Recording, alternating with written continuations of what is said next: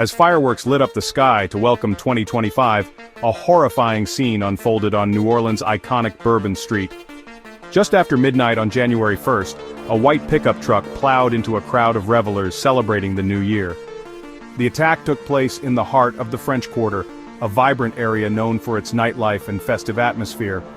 The truck, traveling at a high speed, caused chaos and carnage, leaving a trail of bodies in its wake. First responders, already deployed for New Year's Eve celebrations, rushed to the scene. The street, usually alive with music and laughter, fell silent except for the sound of sirens. The attack left at least 15 people dead, and many more injured, some critically.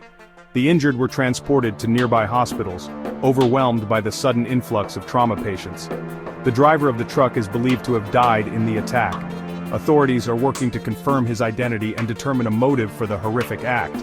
The FBI has taken the lead in the investigation, treating it as an act of terrorism. This classification is based on several factors, including the deliberate targeting of a large crowd and the method used in the attack. The discovery of an ISIS flag inside the vehicle further fueled fears of a terrorist motive. The flag, a chilling symbol of the extremist group, was found during the initial investigation of the truck. This finding has sent shockwaves throughout the nation and raised serious concerns about the potential for future attacks. New Orleans, a city known for its resilience and spirit, is grappling with the aftermath of this senseless tragedy. The attack has left the community reeling in shock and grief. Parents are left mourning the loss of their children, their lives cut tragically short. The close-knit community is struggling to comprehend the magnitude of the loss and the random nature of the attack. President Biden addressed the nation, expressing his condolences and condemning the attack in the strongest possible terms. He has pledged the full support of the federal government in the investigation and the city's recovery. Federal agencies, including the FBI and Department of Homeland Security, are working closely with local law enforcement to gather evidence and track down any potential accomplices.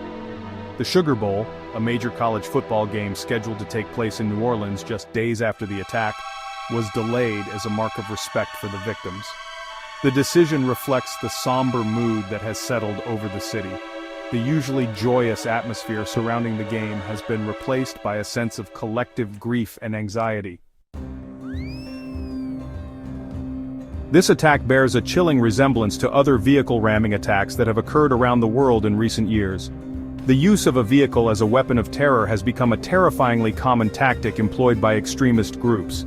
The attack in Nice, France, in 2016, where a truck plowed through crowds celebrating Bastille Day, killing 86 people, is a stark reminder of the devastating impact of such attacks.